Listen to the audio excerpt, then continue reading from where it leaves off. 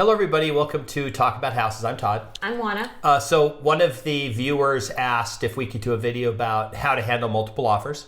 So what we're going to do is we're going to give some strategies. And of course, the smartest thing you can do is all the strategies, everything we're going to tell you to do. Okay. So we're going to just, so the situation is you're a buyer. You're putting in an offer and there's going to be multiple offers. And you want to make your offer as competitive as possible. There's no perfect way to win, but we're going to give you a couple things that are going to help you out quite a bit. If your agent doesn't tell you about these things, you might want to bring them up. Okay, so let's start with one. Number one, get a real estate agent, okay? We're not just saying that because this is our business, but we're saying that because these are people who do this for a living and they have experience in getting offers accepted. So hopefully this will help you. So first of all, get a real estate agent. Okay. Second, and not the listing agent. Definitely not the listing agent. So there's a reason for that.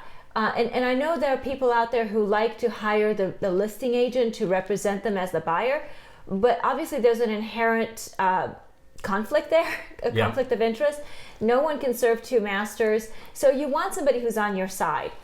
The second thing that we would like for you to do is ask your agent to have a nice conversation with the listing agent. Now, I know that agents, particularly buyer's agents, feel that listing agents don't answer the phone, listing agents are hard to get a hold of, and that sort of thing. Look, yes, that is true in some of the cases, but not in all the cases. So certainly a good effort needs to be made to contact that listing agent and ask some honest questions. First of all, ask the listing agent, what is the seller looking for?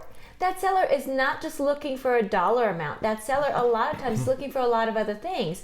Maybe they need to stay in the home longer.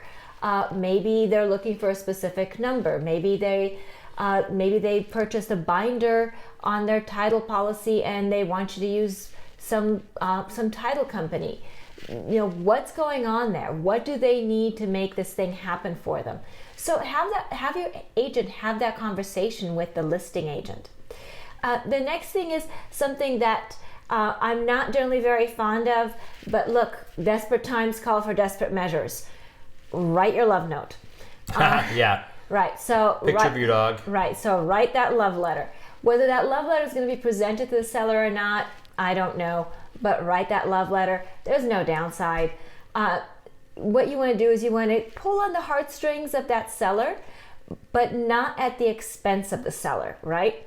So you want to describe yourself in as favorable terms as possible and make yourself in a similar picture as the seller. So let me give you an example. Let's say the seller is a person with a dog and a cat. So you tell that seller how much your cat and dog would love to live in the house and how much the dog would enjoy the yard and the cat would like to sit on the windowsill, okay? That's kind of my point. You want to get that connection with that seller so that they can have a connection with you and hopefully see your offer more favorably than another offer, particularly if the offers are very similar. You want to have some sort of an edge over that seller. I have had people include pictures of their dog, of their cat, of their whatever, in order to formulate that connection with a seller. Now, please know that not all listing agents will present your love letter. They're not required to. Right. It's not part of a valid offer. Right. To the seller. A lot of times they'll say, hey, one of the buyers wrote a love letter. Do you want to see it? And the seller will say no. Yep. And the other problem is fair housing. Right. You don't want to have somebody else come back later and say, oh, it's a fair housing violation because they were trying to get a person that looked a certain way, had nothing to do with their offer. It was just, this is me, just so you know, buying the house or whatever. Right. So there was actually an article that we did a video on probably 8 years ago where the sellers literally admitted that there was a couple that didn't have kids, and they didn't accept their offer, even though it was better terms, because the couple wrote a letter and had small children like them, and they accepted the offer with worse terms because they wanted a family to have the home. And this was published in a newspaper. And the first thing I thought is, if I'm the broker, like, oh my gosh, like you don't want this other person to come say, hey, this is fair housing. You're not looking at my finances. You're discriminating because of the fact I don't have children. And the sellers were admitting this in a newspaper.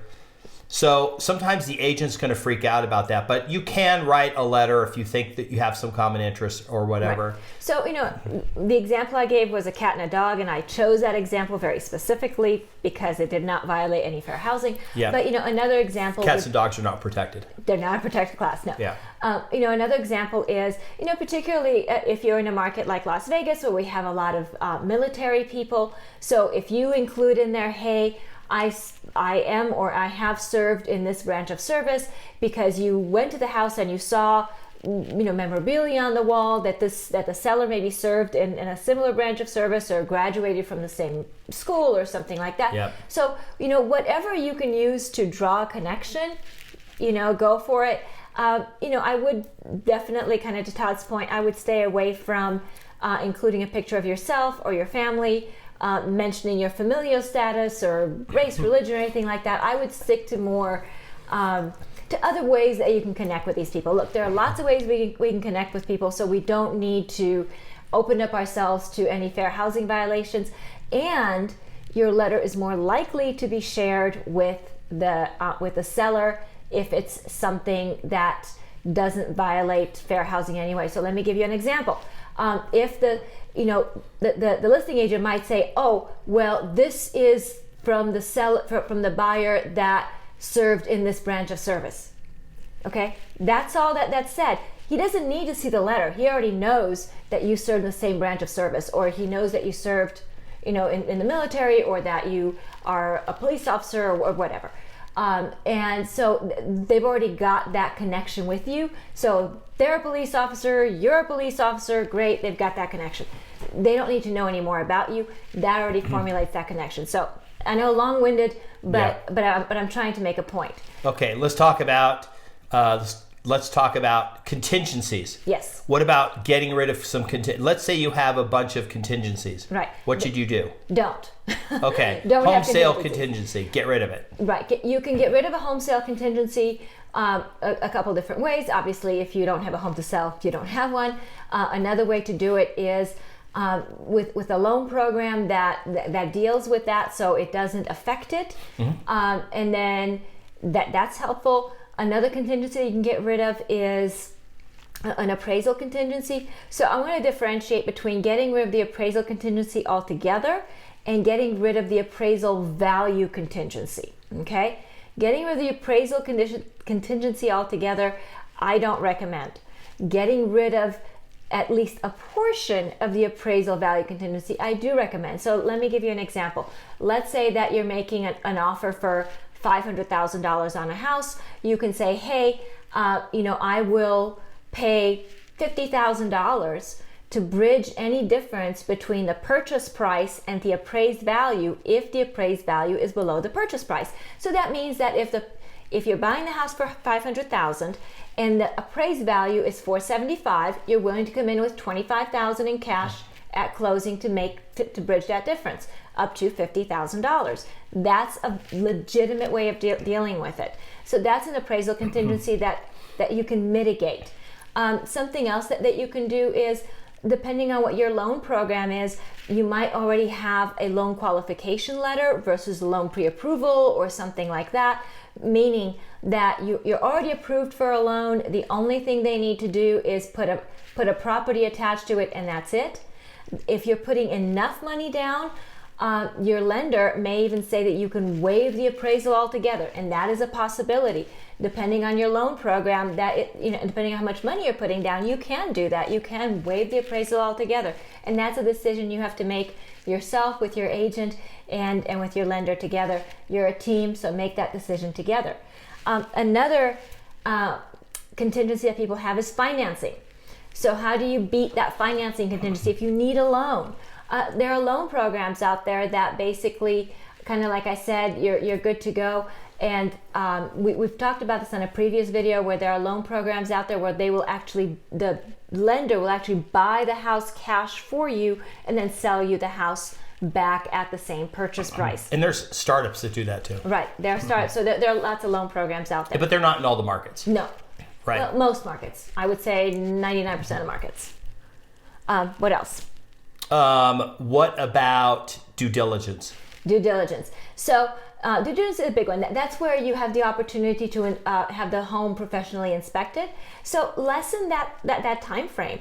So if in your market the due diligence is 14 days, lessen it to 10 days. If in your market due diligence is 10 days, change it to 7 days. If in your market due diligence is 7 days, change it to 5 days.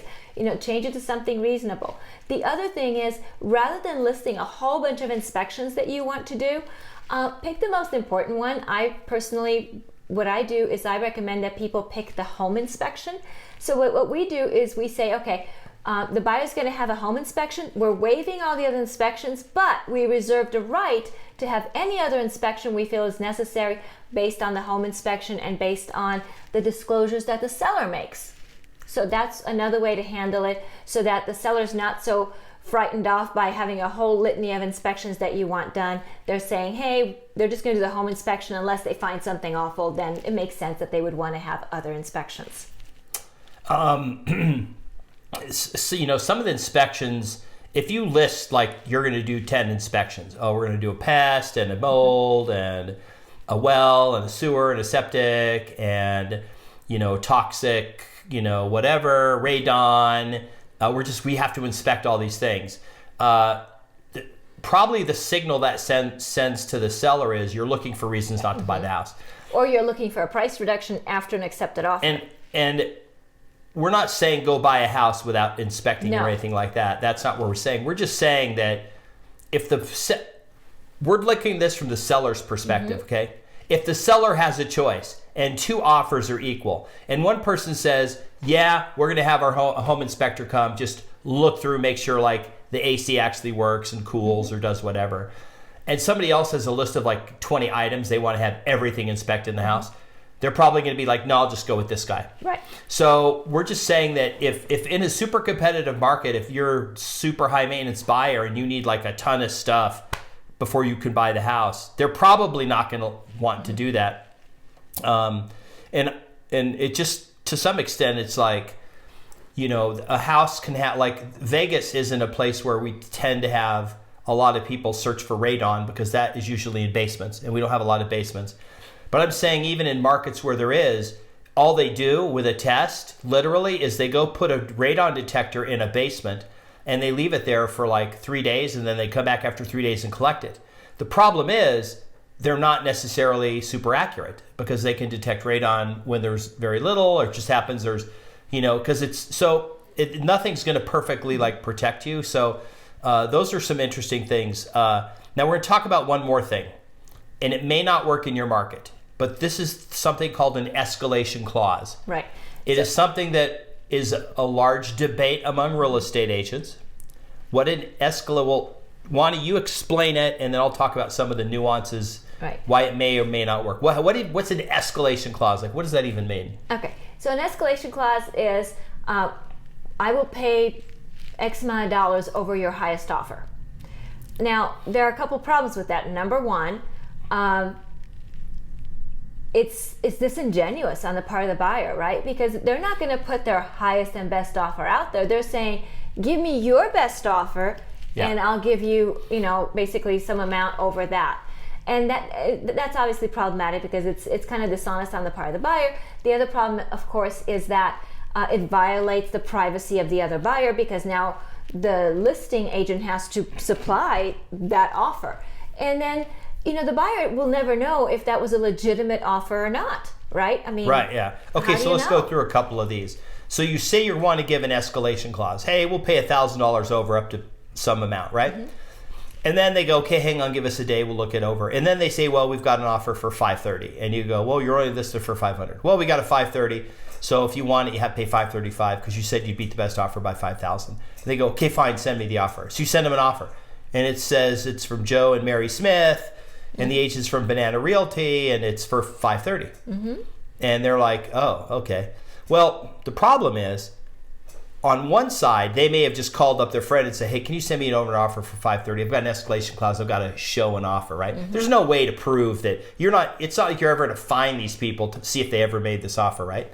The other problem is that the buyer, a lot of times, will use this to go fishing. Oh, and when the seller comes back and goes, well, the best offer we have is 530, so I pay 535. They go, that's too much. I don't want to pay it. And that's it. You can't they're searching to see the highest price because they don't want to beat it by too much and overpay. Okay. Here's some other problems with it. In some states, it's illegal. It's not a legal offer. Like, it's an illegal offer. Actually, every state defines what a real estate offer has to have to be legal. And in all states, they have to be in writing. Okay, they have to be written, meaning they don't have to be written on pen and paper, but they have to be in a physical written form, presented in writing. They have to be documented, right? They can't be verbal. And then in other states, they have to have things like a specific price, specific timeline, like an exact closing date. Like, you have to have these specific things. And so an escalation clause, though, in some markets is an illegal. It's not a legal offer. So it's not valid at all. Also, in some markets, it may not be illegal, but it's actually unethical for agents in some markets, because the states, some of the state associations or the state real estate commissions have said, hey, we don't feel these are fair to all parties. So if I can just walk up in a negotiation and say, I'll just beat whoever you got by $1,000, then the person who has the highest bid at that point is like, oh, that's not fair to me because I put out my best offer. They're just going to get beat it by 1,000. Why, Well, and then the other thing is, what if you have multiple offers with escalation clauses? I mean, where does this actually end up? You end up with all these people kind of beating each other, but then in the end, you end up with an offer that closes. So we actually do not support escalation clauses, in case you have not been able to tell. There are other ways to have a winning offer without those that are much more fair, reasonable, and I think they're more likely to provide you with a successful offer, with a successful accepted offer. Now, in some markets, they're used and legal. I think DC is one of them. However, they have very strict rules. You have to physically return the highest offer for the other party to inspect before so you have to physically give them the whole offer. They get to physically look at the whole offer and see it. And then before they get to and then they don't even have to accept it. They go, oh no, we decided we don't want it anymore. So just because you show them the offer, well, this is the best we have, they'll be like, oh, we decided we won't be, it's too high. We're hoping we get it for less and just, get it, but for $1,000 over. We don't want to pay that much. They can have it, right? That's part of the problem with them. The other problem, I think, from you can be sued in anything in real estate, but I just think these are lawsuits waiting to happen, Right. I don't like it at all. So, but just have a conversation with your agent. I know that some of you watching this are in other markets. If you're in Nevada, we tend to not, I honestly have probably seen 5. Right.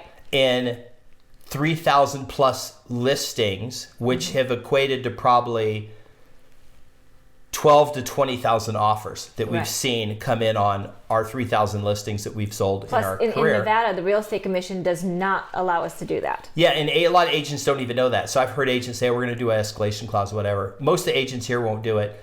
But ask about your market. Maybe you're in a market where they do it, or it's popular, or it's allowed, or whatever, and the agent's experience. Some may even have a form that they intentionally use or whatever for that. But it's just something to think about. So another tool to use is to have a fast escrow if that's favorable to your seller. So let me give you an example.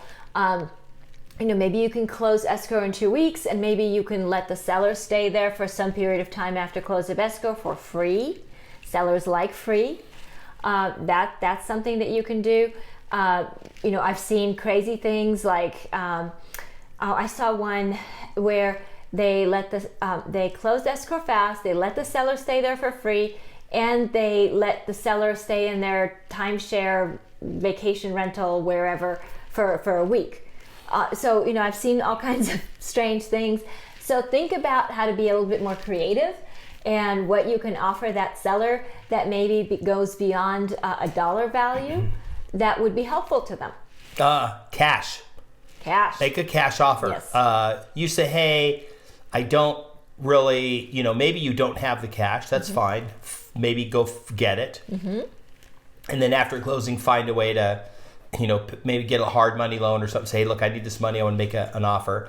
Go to a relative, rich relative, get the cash, have them buy the house and title it in their name. And then you, after closing, figure out a way to pay them back, like, get yourself on the deed or do something. If you have a ton of money in the stock market, just say, hey, I'm just going to rebalance my portfolio. I'm going to take a bunch of money out of one of my stock accounts, maybe pay the taxes on it.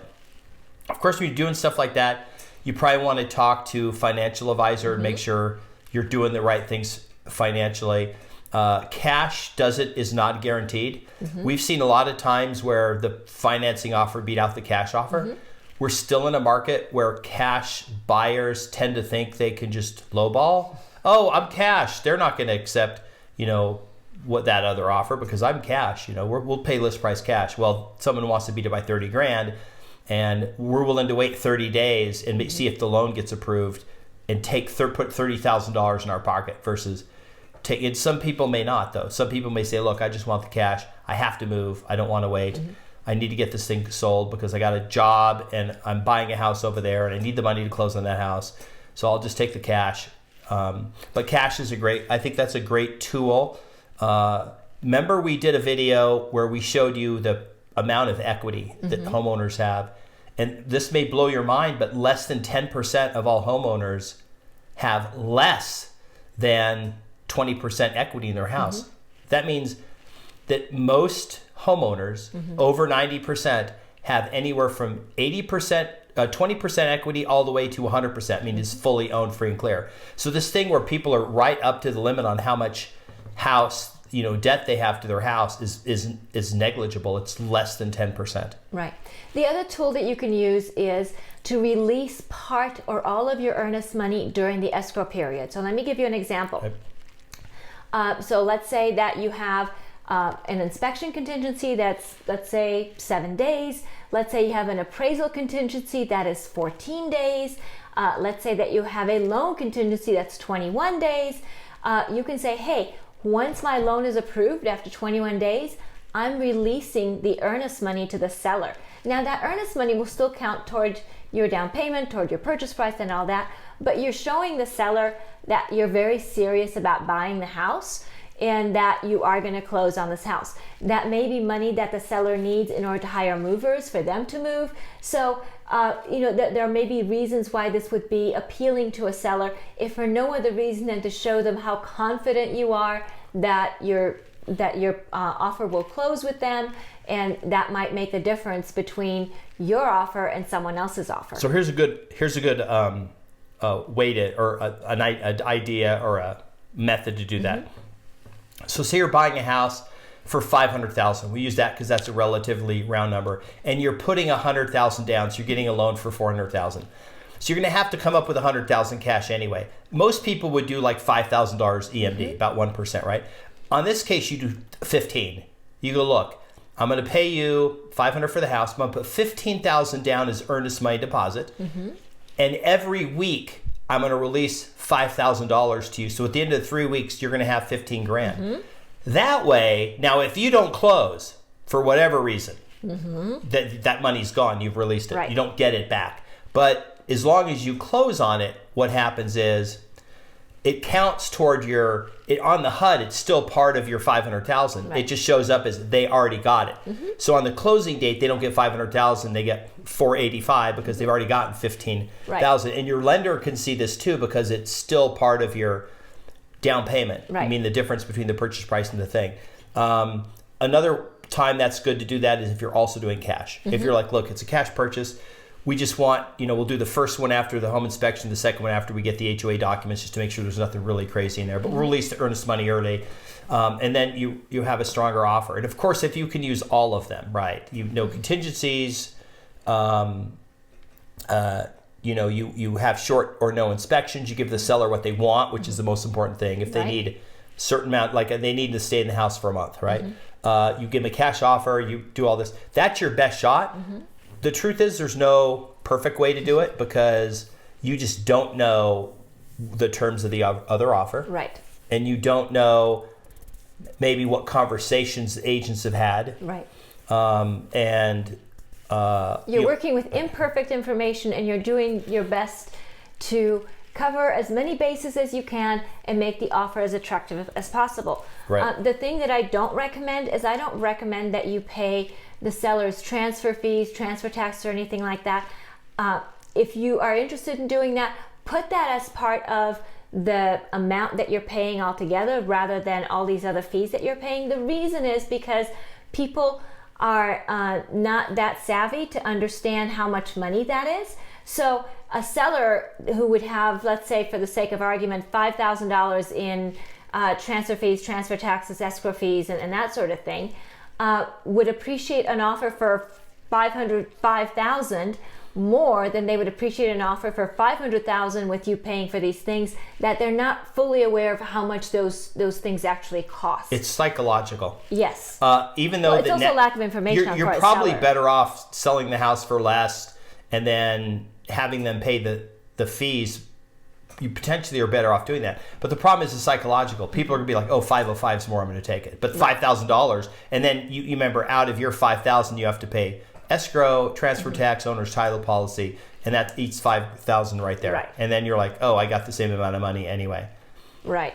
So make sure that that offer looks as rich as possible for that seller, and that means having that purchase price be as high as possible. Don't worry about the other stuff. Everybody pays their own stuff, and that's totally fine. You know, the love letter, something in common. Minimize contingencies as much as possible. Cash if you can, and we think that you should stay away from escalation clauses. Yeah, stay away from them. So we've given you some tips here. We want to know, what are you doing in your market to get offers accepted? If you're a real estate professional, what's your secret?